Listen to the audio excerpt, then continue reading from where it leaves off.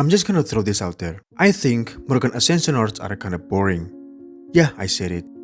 And before the Morgan fans come after me, let me explain. The problem is that her ascensions feel like something from a year 1 FGO. You know, those early servants where you change ascension and the difference is basically just a few small changes to the outfit. Because if you look at Morgan's ascension arts without the backgrounds, there is honestly not much changing. And this becomes even more obvious when you compare her to the Fairy Knights. Barges, Sith, and Melusine don't just change a few pieces of clothing. They basically change their entire outfits. It's not even an ascension anymore. They're just changing clothes depending on the occasion. And I love it. I mean, the newer characters basically have this kind of ascension style. Yeah, it's still kind of an evolution, but it shows their development through their story.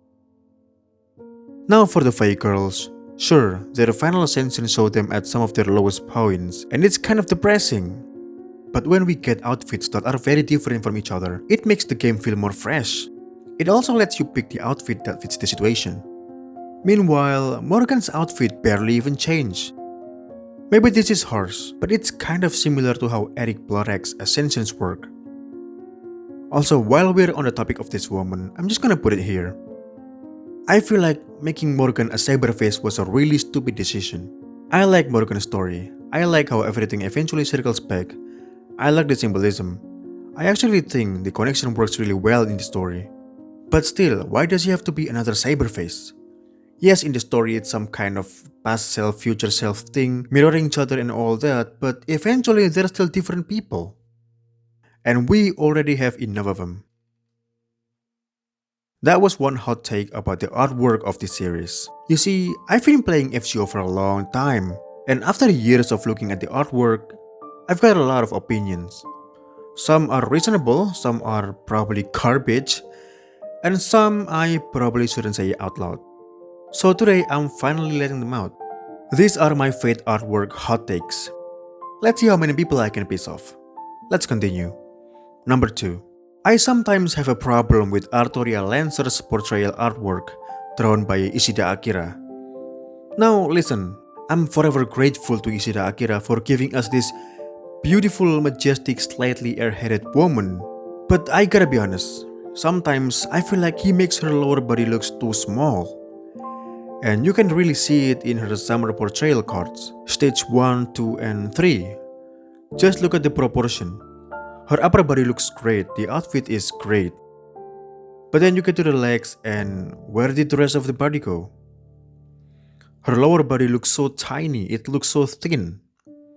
And that's such a shame because Artoria Lancer's outfit are actually some of my favorites. From her original Lancer outfits to her altar to summer and all the other artworks. They're absolutely rocking. It's just sometimes I feel like Ishida artwork doesn't really show how good these designs actually are. Sometimes the leg just looks really thin and the lower body just doesn't have much volume. Even in Craft Essence artwork, I've noticed the same thing. Look. Do you guys feel it? I don't think legs are supposed to look like this. They feel too pointy and thin. Now, that doesn't mean he sucks or anything, no. Sometimes it looks really good. The final Ascension artwork usually looks so much better. Look at the summer version. The proportions looks pretty normal. It actually looks really good.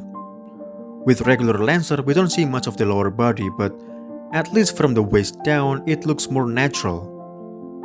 Altar is a little bit more debatable, but still.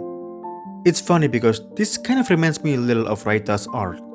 Except, if Raita drew her, I'm pretty sure the pillow area wouldn't be the problem. This artist would make sure we knew it was there.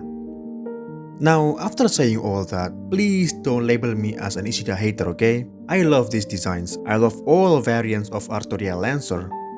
I just wish the proportions were a little more consistent. Alright, let's move on to the next hot take I really need to get off my chest. Despite loving both the artist and the character, Saber Lancelot has always looks kinda off to me. I can't really put my fingers on what bothers me, but the more I look at him, the more off he feels. I don't know, is it the eyes, the facial structure, or the colors? I don't know, maybe it's just how pale he looks. Something about his face in the game just doesn't sit right to me. I don't like it. Now thankfully this seems to be mostly a gaming thing. Because, Lancelot in the Camelot movies actually looks really good. He looks, well, normal. Same with Grand Carnival. And honestly, comparing those versions to his FGO design, I kind of feel like his swimsuit design fixed all of my problem with him. I don't know, maybe the problem really is just his face in the default design. And then there is the final one, for now. And this one is about the anime, especially the Babylonia anime. Let me be honest with you, I don't really like the Babylonia anime art style. I've actually been nitpicking about this kind of thing in some of my videos, comparing the anime and the manga. But since we're here and we're talking about the hot takes, let's just go all out. You see, the anime art style just looks off to me, especially the nose, eyes, and hair. If I had to describe it in one word, maybe dull is the right word. It looks dull. Now, what about the body proportion? No, I don't have a problem with that at all. And the animation is also smooth as hell. If one of you are saying there is a problem with the animation, you're crazy, because there really isn't. But the art style, yeah, that's where I have a problem with. So, you know what? Let's go through it one by one. The biggest problem for me is the nose. The noses in this anime are often just one straight line. Now sure, some anime don't even throw a proper nose. Sometimes it's just a tiny dot or a small mark. And from the side, you can still tell that there is actually a nose there. But we're not talking about the realism here. We're talking about how it looks. Sometimes I try not to pay too much attention to it because I know it's just a nose. It doesn't ruin the story or anything. But then they show you something like this. See, this is when Enkidu and Gil are talking at night. Half of Enkidu's face is lit up by the campfire in the middle of Uruk. And look, the nose being drawn as one straight line makes it look kind of weird. It almost feels like there is nothing on the face besides the eyes, that line for the nose, and the mouth. Usually, even with a tiny anime nose, shadows or different angles can still give some shape. But here it just looks off to me. And the side profiles make it even more confusing, because apparently they can throw proper noses. Some characters have them. It's just that some characters don't, including the main cast. Look at the side profile of Fujimaru and Goetia. It's completely different. At first I thought this was just the general art style, but no, they clearly choose who gets a proper nose and who doesn't. Which kinda makes you wonder, what's the actual reason behind it? If you know, let me know in the comments. Okay, I gotta add some additional note here.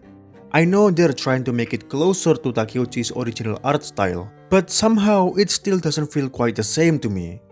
I don't know what it is, I don't know, but it's just not the same. The length of the nose maybe, I don't know. Is it the distance between the nose and the mouth? I don't know. And then the second one is the eyes. You see, the eyes in the anime have almost the exact same shape. They're mostly the almond shape, and normally that's not really a problem. But when almost everyone has the same eye shape, it can lead to what people call same face syndrome, especially when the noses are also similar. Eyes are usually one of the easiest ways to make characters look different. Different eye shape can tell you a lot about someone's personality, age, gender, or just their overall design.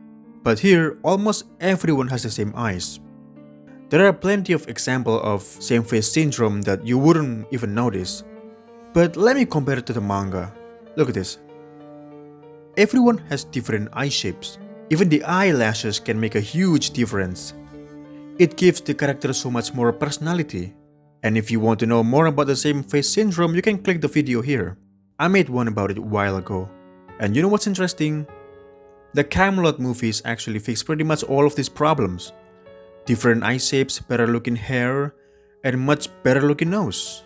Just look at how cool everyone looks. Oh, also one more thing about the anime is that, admit it, okay, the CGI is bad. I can't even defend it. This is just bad, okay? Admit it. This is a hot take video, so obviously that's not all of them. And I'm sure some of you are gonna disagree. But hey, I always read the comments. And I honestly love seeing you guys share things I never knew before. So I think that's enough hot takes for today. We'll continue another time. And if you enjoyed the video, share it somewhere, subscribe and leave a like. And I'll see you guys next time.